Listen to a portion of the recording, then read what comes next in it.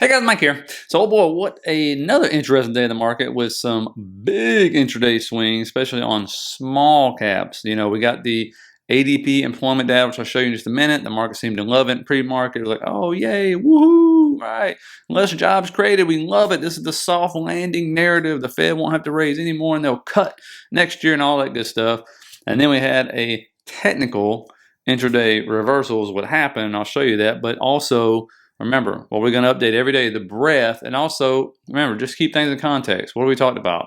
From the 1st around 12th, 13th, somewhere in there of December, you can see weakness. You can see sideways trading and all that good stuff. And that's what you're seeing, especially in the mega caps, right? So, no surprise there at all. And rotation still seems to be the name of the game with, of course, profit taken along the way and choppiness. Right, that's what we talked about. Now, understand, and I'm going to show you some stocks to make sure you keep an eye on, because when things are red, that's when you want to look, see what is actually green here, what is showing strength even in the face of a red market. Okay, now we got the ADP numbers out, and this is what the Fed wants to see. You can see it was 130,000 estimated. We got 103K in there, and it was interesting to see that the manufacturing industry led with the most job losses of 15,000, while trade, transportation, and utilities added about 55,000. Now, will this be changed? We'll have to see, because they've been redoing these numbers, it seems like every single month. So we'll see, but this is what the Fed wants to see, a softening job market. Now, something very interesting to watch out for here, it's something that's lining up perfectly. I love how this happens, is you got TLT, right? It's obviously been moving up because, they think the Fed pauses here and they're going to cut whatever. But it's coming up to the 200-day moving average. Of course, what does it react off of? It reacts off of the yields. This has been a very big move up as it's in this volume gap. If it does break above its 200, as you can see to the left, it's rejected many times off this 200, by the way. But if it does, you can see 100. But here's what's funny. You go over to the 10-year, and what do you see in here? It's coming down into its 200. So they're going to meet at the same time, plus into some very good support right there after this big move down. And this, we've been covering this. When that bearish MACD happened, and we look back at past what happened before, this is the kind of fall you saw, okay? And so again, this is one reason a lot of us went into TLT or TMF or whatever you're in. But watch this carefully, because they're aligning perfectly. What else is happening? We talked about the dollar, right? Dollar's been moving up. That can be a headwind, okay? It's going to come up to its 100. You got that daily fair value gap right there. I'll go into a little bit more of that because you've been asking about that when we see the Tesla chart. But this could be a multi-day move. If that happens, then yeah, don't be surprised. Now, looking at the dollar, you can see it's fixing to come into a pretty nice resistance level, to be honest with you. And if we put a horizontal line right here, you can see what I'm talking about. And so it aligns perfectly with the 100 moving average. So you could see the dollar start to sell back off. But if it breaks through that level there, then it's going most likely into that daily fair value gap, where then it should proceed to sell back down. So that could be the same headwinds we've been talking about, but let's just see what happens when we hit that number. Now, headlines that you're going to start to see, you're already seeing it here, you're seeing it in Europe. Again, Bank of Canada, they're going to hold their target rate the same. Okay, so everybody expected this. A lot of people are expecting cuts because I think their GDP decreased by 1.1%. But again, you're going to have our stuff come out next week. Again, you're going to have our Federal Reserve news come out next week. And then I don't know when we got the European Bank coming out, but most likely you're going to see pauses, right?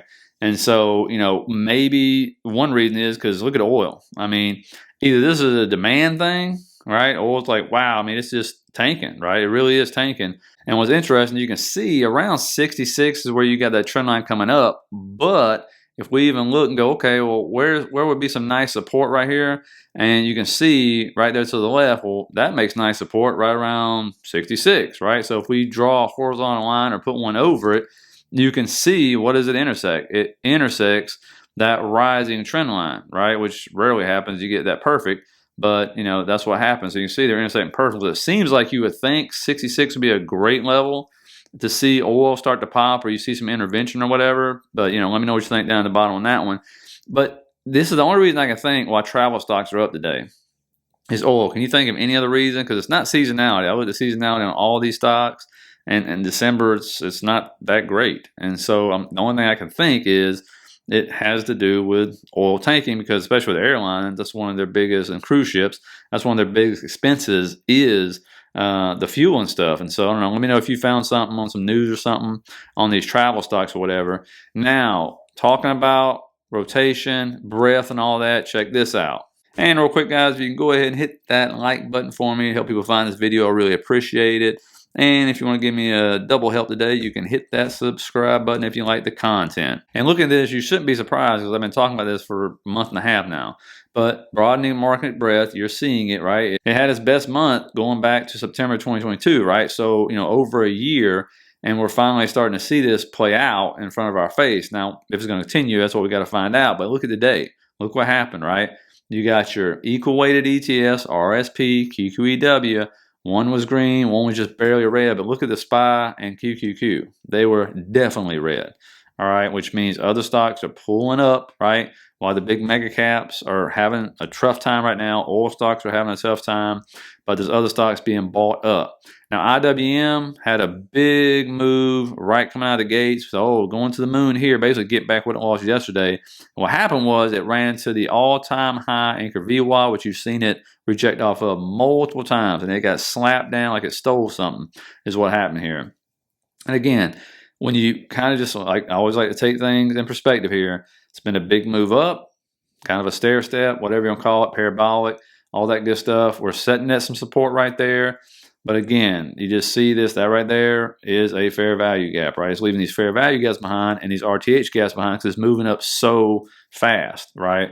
And so if you want this to move up going into the year, in December, early January, to me, I just wanted to come back down, touch that trend line, which would be in line with that 200 and the 100-day moving average, and then start to bounce from there. Like that will be fantastic and much more productive. But again, we'll see with these markets. It's absolutely insane right now, especially for December. Now, Tesla, what do you get? Nice gap up, moves up. What I always tell you, what does Tesla love more than anything else? It hits that prior day high.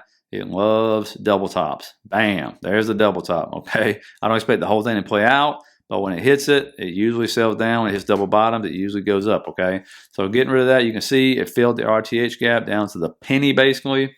So we can get rid of that. And when you're looking at this, and I'm going to get rid of that 4-hour value gap down at the bottom in just a second.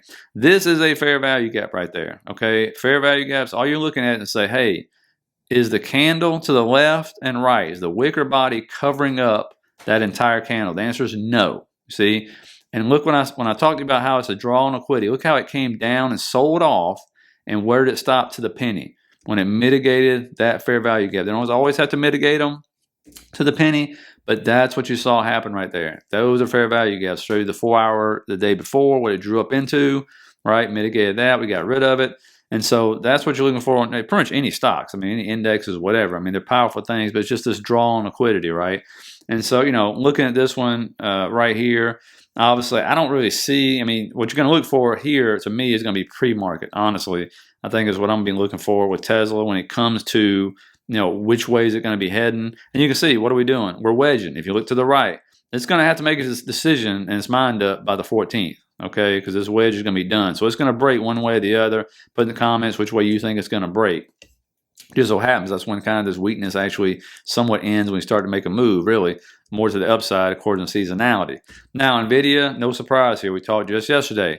We're going to see October high is going to be resistance now if it decides to move up. It did, and it got smacked down from it, okay? Where's its support still? Still sitting on that 150-day moving average plus plenty of support right there. Again, if that breaks, go ahead and be setting up for 435 somewhere in that area. But if this holds and goes back up there, tests again, it can press through and we move higher. As long as this is selling off or having trouble, though, you will see other AI stocks have trouble, okay, or other semiconductors. What do you see with AMD? I'll show you the pre-market. It was up big in pre-market, but it came up that trend line again, got smacked down. It was AMD day, by the way, which of course didn't help it. They usually sell the news event. But when you look at this, it was up big in pre-market. Look at that candle, just moving and then just sold off the entire day pretty much. And so when you got to the very end.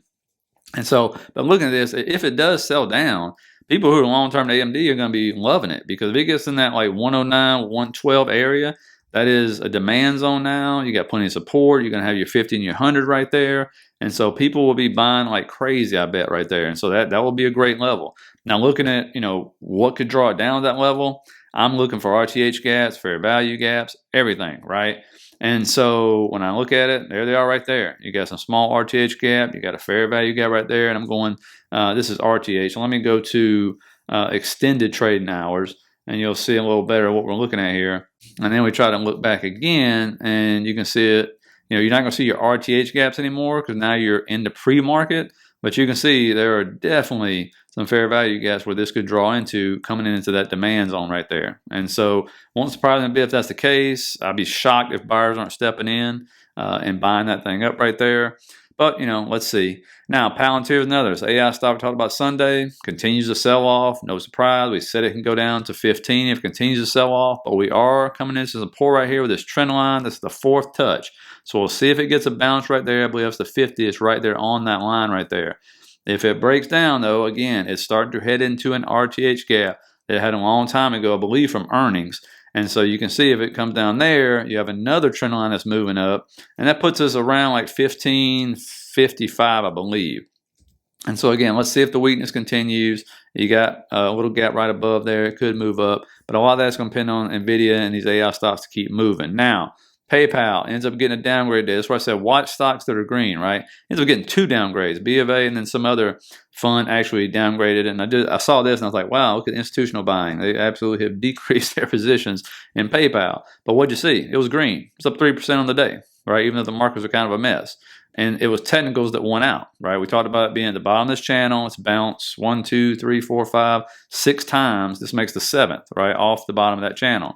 And so again, got up to that 100, got smacked down again. That's resistance. And there's just a lot of resistance at $60.75 right there.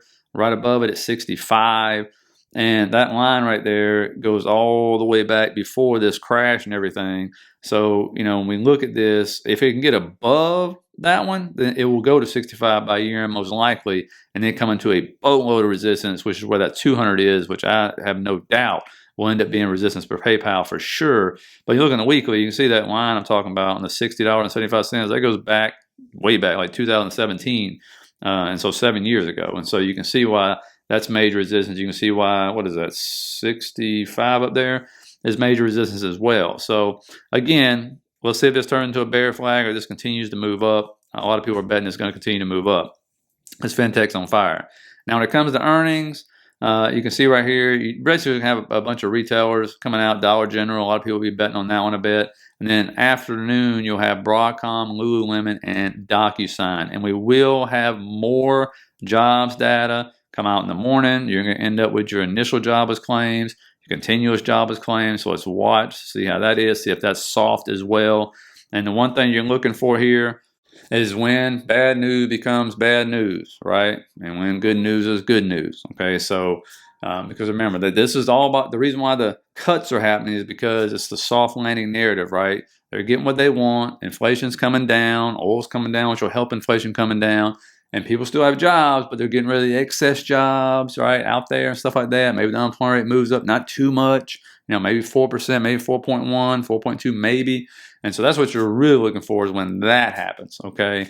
And so, again, you know, we'll see, because Friday's when we got the real data coming out. Friday is going to be just a boatload of economic data, okay? And I'm going to talk about in Saturday's video what I mean when I say the market's not the economy is not the market, except when we're talking about like China. I'll talk more about that, and you'll understand what I'm talking about, because somebody brought a good point up and said, what do you mean the market's not the economy is not the market, but you're saying China's economy is garbage?